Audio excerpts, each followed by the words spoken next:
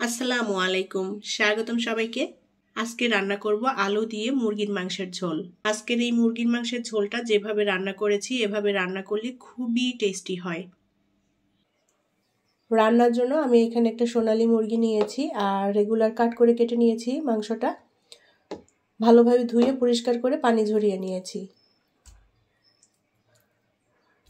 এখানে মুরগির চামড়া সহ নিয়েছি, মুরগির চামড়াটা খেতে ভালো লাগে। মুরগির চামড়া গিলা কলিজা আমি সম্পূর্ণটাই নিয়ে নিয়েছি। আর এখানে 800 গ্রাম আছে মাংসের পরিমাণ। এখন একটা মশলা তৈরি করে নেব। আমি এখানে নিয়েছি আস্ত ধনিয়া, আস্ত জিরা, গোটা গরম মশলা, সাথে শুকনো মরিচ। এখন এই মশলাটা আমি একটু হালকা ভেজে নেব। গরম মশলার মধ্যে আমি এখানে এলাচ, দারচিনি, লবঙ্গ এবং গোলমরিচ নিয়েছি। মরিচটা টেস্ট অনুযায়ী অ্যাড করতে হবে। আমি একটু ঝালঝাল করে রান্না করব। এখন এই মশলাগুলো আমি একটু হালকা ভেজে নেব। আর মশলাটা হালকা ভেজে নিয়ে তারপরে গুঁড়ো করলে ফ্লেভারটা খুবই ভালো আসবে। প্রথমে শুকনো মরিচগুলো দিয়ে দেব।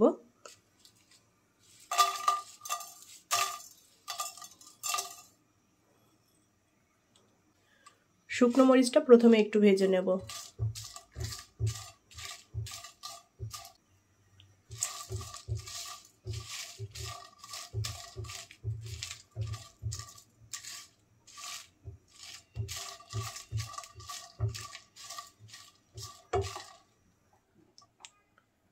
শুকনো মরিচগুলো একটু টেলে নিয়েছি। এখন এর মধ্যে জিরা, ধনিয়া এবং গরম মশলা দিয়ে দেব।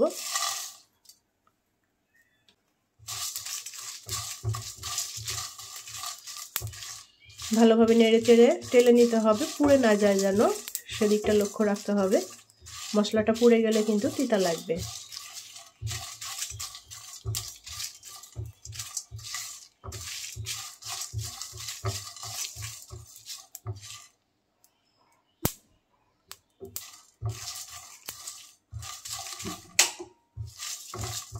মশলাটা টেলে নিয়েছি, আমি চুলার সুইচটা অফ করে দিয়েছি। এখন এই মশলাটাকে আমি গুঁড়ো করে নেব গ্রাইন্ডারে।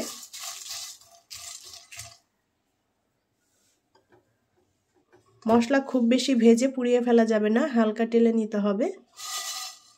এখন মশলাটা গুঁড়ো করে নেব। তেল দিয়ে দেব প্যানে। তেলের মধ্যে এখন গোটা গরম মশলা দিয়ে দেব। আমি এখানে এলাচ, দারচিনি এবং লবঙ্গ নিয়েছি। সাথে দিয়ে দেব তেজপাতা আর দিয়ে দেব পেঁয়াজ। পেঁয়াজটা গোল চাক করে কেটে নিয়েছি 1 কাপের মতো। পেঁয়াজটা একটু ভেজে নেব।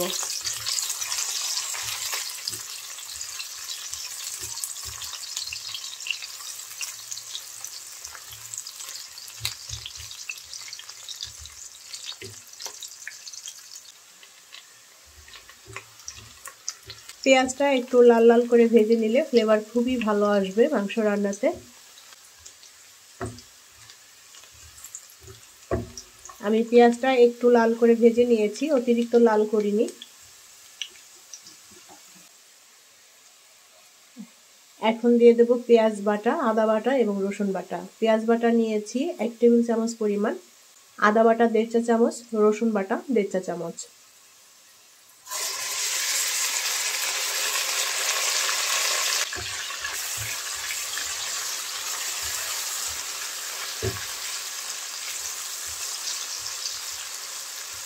মশলাটা একটু ভেজে নেব যাতে কাঁচা গন্ধ চলে যায়।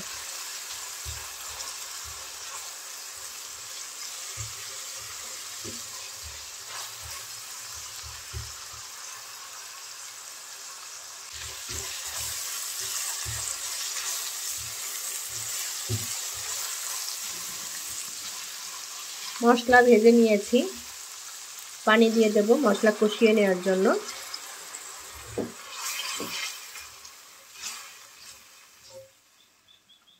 লবণ দিয়ে দেব স্বাদ অনুযায়ী, হলুদের গুঁড়া 1 চা চামচ। আর প্রথমে যে মশলাটা আমি টেলে নিয়েছিলাম সেই মশলাটা গুঁড়ো করে নিয়েছি, সেই গুঁড়ো মশলাটা দিয়ে দেব। এখন এই মশলাটা একটু কষিয়ে নেব।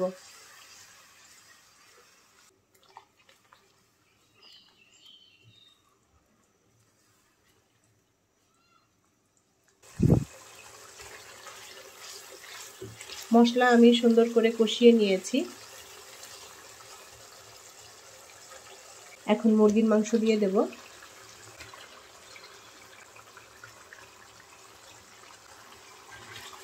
সুন্দর করে নেড়ে চেড়ে মাংসটা এখন মশলার সাথে মিলিয়ে নেব।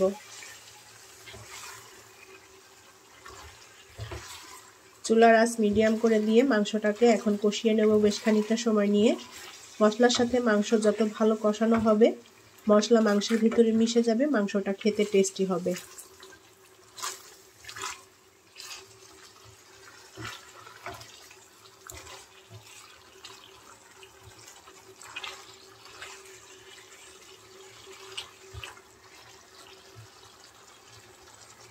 ঢেকে দিয়ে রান্না করে নেব।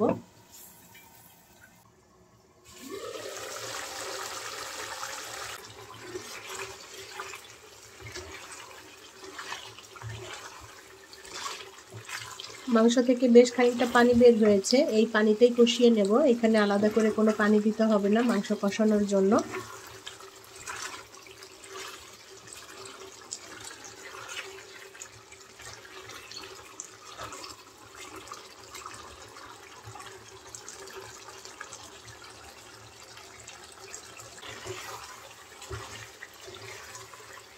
মাংস ভালো করে কষিয়ে নিয়েছি।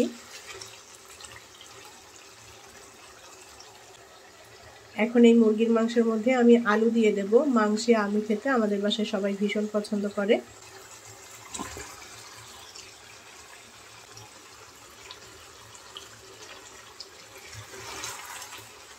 আলু দিয়ে ভালো করে মাংসের সাথে কষিয়ে নেব।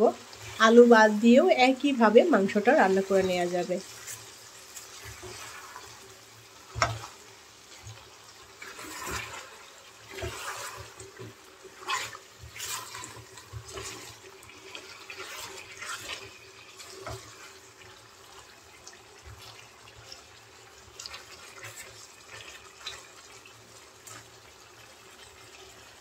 আবারও ঢেকে দেব। চুলার আঁচটা অল্প রাখবো এই পর্যায়ে।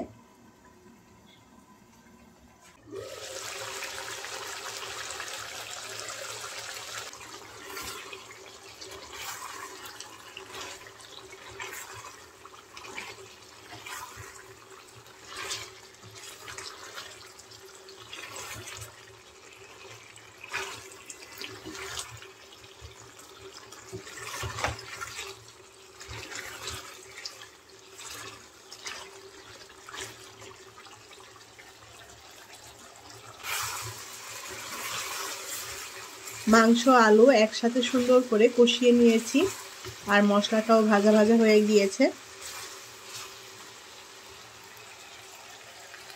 ঝোলের পানি দিয়ে দেব। মিডিয়াম ঝোল রাখবো, সেভাবে পানিটা দিয়ে দিলাম।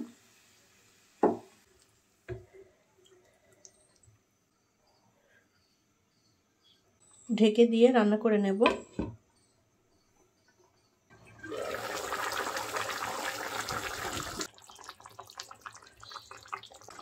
আলু দিয়ে মুরগির ঝোল রান্না করা হয়ে গিয়েছে।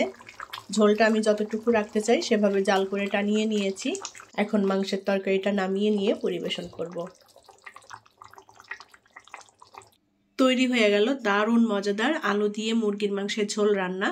মুরগির মাংসের এই ঝোলটা রুটি, পরোটা, সাদা ভাত, পোলাও সবকিছুর সাথেই দারুণ লাগবে খেতে। আশা করি ভালো লেগেছে আজকের মুরগির মাংসের রান্না।